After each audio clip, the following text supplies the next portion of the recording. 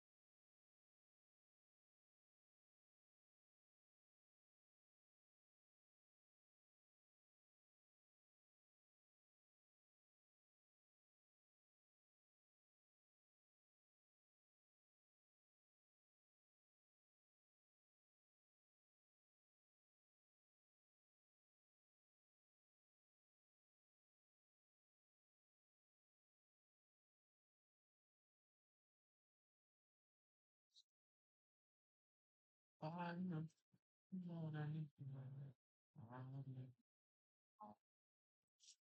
Without you, God, I just don't know.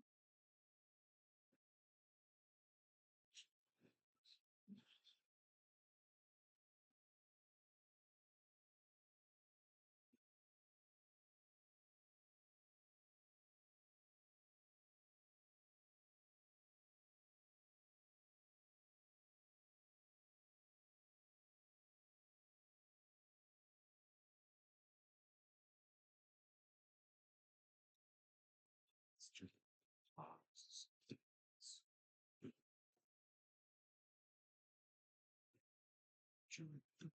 Just you.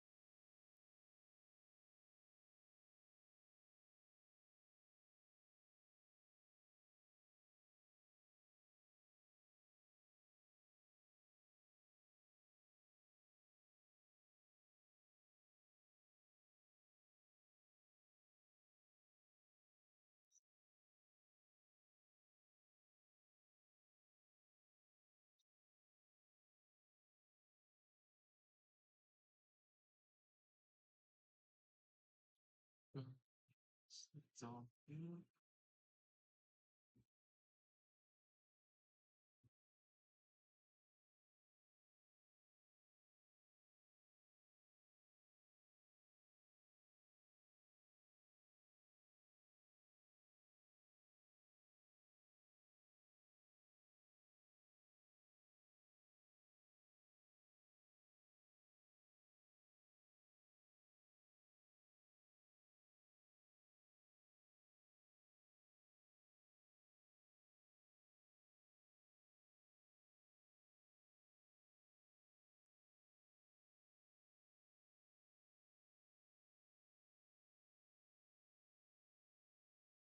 Hey everyone, welcome back and let's write some more neat code today. So today let's solve partition equal subset sum. So this is a pretty interesting problem. So we're given a non-empty array of nums containing only positive integers. We want to know if the array can be partitioned into two different subsets such that the sum of each of the subsets is exactly equal. Notice how that's basically saying if we can take one subset of the array, which is going to equal half of the sum of the entire array, right? Because if we partition it into two equal halves, right? Let's say the total sum was 22. If we partitioned it into equal halves, then each of the halves would be exactly 11, right? AKA, one of the partitions is going to be half that of the total sum. So for example, in this problem, the sum is exactly 22. So we want to know, can we get a partition or can we get a subset of this array? Basically, we can choose any of the values and can we get a subset such that it sums up to 11? In this case, the answer is yes. It's true because we can take, the single 11, that sums up to 11, right? And obviously, if there's one way to get half of the sum of the total array, then the remaining elements are going to basically equal 11 as well, right? So you can see that 1 plus 5 plus another 5 is going to be equal to 11, right? Basically, these are the two partitions. So as with many problems, let's just try to figure out what the brute force solution would be. So basically, let's start at the first element, right? And for every single element that we visit, we have two choices, right? We can either include this in our sum or we can not include it in our sum. And we want to basically determine every single sum that we can make with any single subset from this given array. And we want to know, does that sum ever equal 11? Because 11 is our target, right? If we sum this up, divide it by 2, we get 11. So we want to know if that's possible. So let's brute force it, right? So the first choice, we can either choose a 1 or choose nothing, right? Basically skipping that. So either our sum will be 1 or our sum will be 0 because initially our sum is 0. So the next value is 5, right? So basically for each of these paths, we can choose 5 or not choose 5. If we do choose 5 here, we'll get a 6. If we don't, we'll stay at 1. Otherwise, on this path, if we choose the 5, we'll get a 5 because we started at 0. So if we skip the 5, we'll stay at 0. Next, we get an 11, so basically continuing that, right? So I don't know if I'm going to have enough room for this. Okay, no, 11 plus 6 is going to give us 17 on this path. Clearly, we went over, so we would probably not want to continue down this path. But over here, if we skip the 11, we'll get a 6 still. If we take 11 here, we're going to get 12. If we skip it, we'll get 1, and etc., etc. We'll get 16 here. Skip, we'll get 5. If we take 11 here, we'll get 11. Skip, get 0. But clearly, we found our target that we were looking for. We don't really have to continue anymore, right? So basically, we can skip this last element. We found our target. We're going to return true, and we're going to go back up. So as you can tell, since every level of our decision tree, we're having two choices, right? And what's the height of this decision tree going to be? Basically, for every single element, right, we're going to have a decision. So let's say the input size of the array is n. So basically, our time complexity is going to be 2 to the power of n if we do a brute force method. So let's go back to the first step, basically the first element that we were at, and let's see if there's any repeated work that we can cut down on. So initially our index or our I pointer is at the first element, right? So basically we're at the beginning of the array. We can go down the entire array. We can choose any elements from here, and we want to know, can we sum up to the target 11? Now, once we take our two paths, right, we're basically going to say I is now going to be shifted to the next element, 5, right? And we had two choices. We could have either chosen the 1 or we could have skipped the 1, but clearly now we have a new subproblem. We already have a 1, so from the perspective of this decision, we're not looking for a target of 11 anymore, right? We're looking for a target of 10. we're looking for a target of 10, and not only that, but initially our I pointer was here, meaning we could have done the entire array, but now our I pointer is over here, so we're not even looking at the entire array anymore. We're looking at a subarray, basically the remaining elements of the array minus this first one. So if we were to cache this, our new subproblem would be target of 10 that we're trying to solve, and I is not at 0 anymore. Index is at 1. Similarly, over here, we can see since we're at 0, the target is still 11, right? We are trying to sum up all the way to 11, but the index that we're starting at in this case as well is 1 now, right? Because we basically said we were skipping this element down this path, right? So it is 1, 11. Since we're at 0 anymore, problem would be target of 10 that we're trying to solve, and I is not at 0 anymore. Index is at 1. Similarly, over here, we can see since we're at 0, the target is still 11, right? We are trying to sum up all the way to 11, but the index that we're starting at in this case as well is 1 now, right? Because we basically said we were skipping this element down this path, right? So now we want to know, is there a way that we can sum up to 11 basically just from this subarray, right? And every time we made a decision, we would continue to update these values, target and I, right? So as you can see, what are the dimensions of our cache going to be? If these are the two variables of our cache, what are the dimensions going to be? Well, clearly I could be any value in the input array. So the dimensions of our cache are going to be n, where basically n is the size of the input array, right? Because I could be at any value from 0 to n minus 1. And what about the target? Well, the target is basically the sum of the entire array divided by 2, right? So basically sum of nums divided by 2, or, the constants usually don't matter in time complexity, so basically this is going to be the big O time complexity. Now, this is technically better than 2 to the power of n because they do give us a pretty good limitation, like the values in this input array are usually going to be, I think, less than or equal to 200. Now, if they were really big, like if this could have been 1,000,000, clearly that would not be very efficient because our sum could have potentially been super large. But this is basically the best way that we can optimize it. So basically, if we did a depth first search solution with a cache, like a backtracking solution with a cache, this would be the time complexity, and this would also be the memory complexity because this would be the dimensions of our cache. But it's actually possible to improve the memory complexity a little bit with dynamic programming, and the time complexity is mainly going to stay the same as this, but the overall memory complexity can be improved, and let me show you why that's the case. So suppose we were starting at this first value, right? And let's say we already knew all the possible sums that any given subset from the remainder of this array. Like basically what we could do is say for every single one of those sums, we would add 1 to it, right? So for every t, let's just call it t for now, in that subarray, we're going to basically be checking two things, right? Either if t is equal to target, right? Like some possible sum from this subarray totaled up to the target, then we would return true, right? Every possible sum that we could create from any subset in this subarray, and if it basically that's what t would be, and if that t happened to be equal to the target 11, then we would return true, right?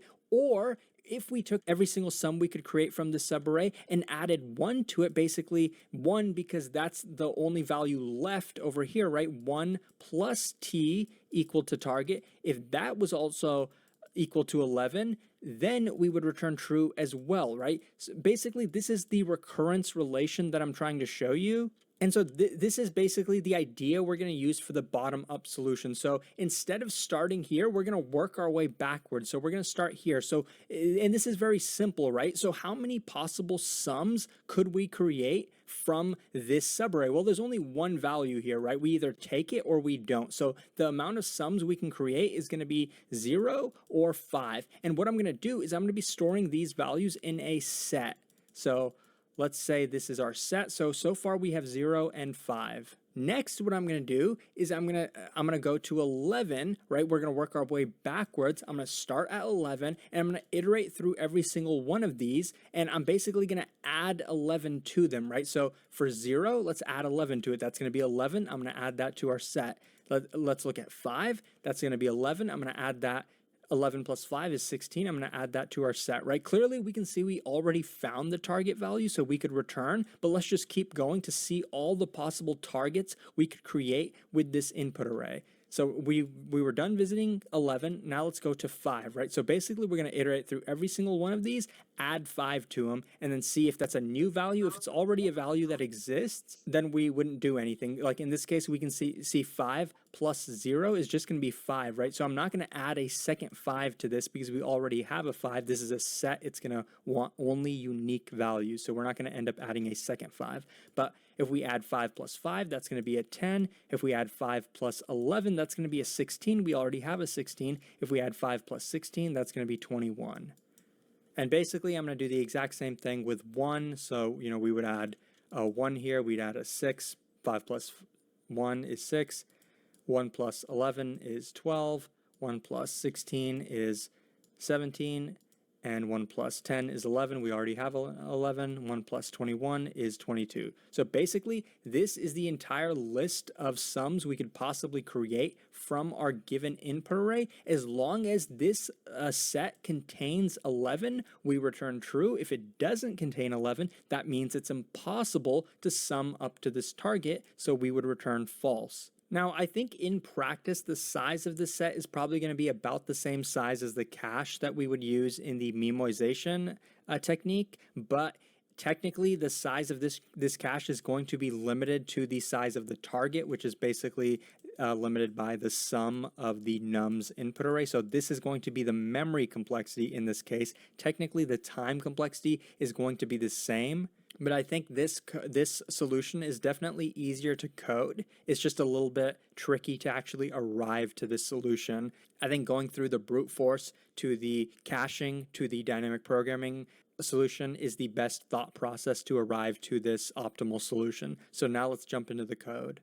So one thing I didn't mention is that if the sum of our input array is odd, then it's obviously going to be impossible to partition it into an equal half, right? So basically, if the sum of this modded by 2 is 1, then we're going to return false. Also, I'm going to have a DP set, as I mentioned, because this is going to be the most optimal solution. To the DP set, I'm just going to add a base case of 0. Basically, we're guaranteed that we can add up to a sum of 0, right, if we just don't choose any elements from the input array nums. And the target that we're trying to sum up to is, of course, the sum of nums divided by 2. So with that being said, let's iterate through every single value in nums in reverse order. You could do it in regular order, but I'm just going to do reverse order because I'm used to it.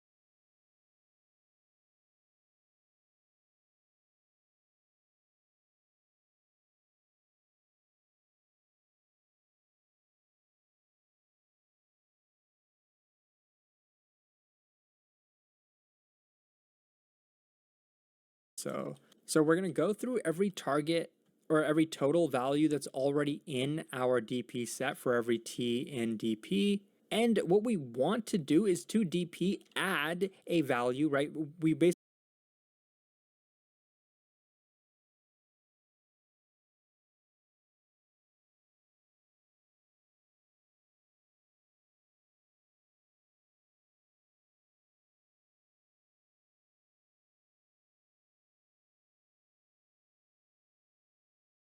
basically want to add T plus nums of I, right? Because I is the current index that we're at. we want to add, for every single t that's already in dp, we want to add nums of I to it, right? But we can't update this dp set while we're iterating through it. So what I'm going to do is create a new dp set, basically next dp. It's going to be the dp set that we iterate through over the next time we execute the loop. So instead of adding to dp, what I'm going to do is add to next dp. But we also don't want to lose all the original values that are in dp. So what I'm also going to do is to next dp, I'm going to add the t value as well, whatever the t value happened to be. Now, if I really wanted to, I could probably skip this line if I just took dp and cloned it and then set that to next dp, but whatever you prefer. Basically what I'm doing is set that to next dp.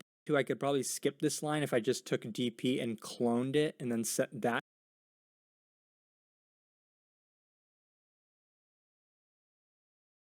to next dp, but whatever you prefer. Basically what I'm doing is I'm setting next dp, I'm taking every value in dp, adding it to next dp, and also adding this t plus nums of I to next dp. And once this loop is done executing, we're basically going to update, reassign dp to the next dp set. And this is going to keep executing. It's going to keep executing. I is going to start at the end. It's going to go all the way to 0. So then we're going to have gone through every single one. And at the end, we can return true if and only if the target happens to exist in DP. Else, we have to return false. And yeah, so this is the entire code, and it runs fairly efficiently. So this is about 50%. Now, I think it would probably be a little bit faster if, the first time we find the target value, if we just returned it. Actually, let me just, you can probably stop watching at this point. That was the entire solution, but let me just see if this actually does speed it up. So let's say if I happens to be equal to the target, we can immediately return true. Let me see if that does speed it up. Okay, so that actually did. So it's about twice as fast. I think the old one was 14 milliseconds, so this is 600 milliseconds. So this might be an optimization that your interviewer would like, but the overall time complexity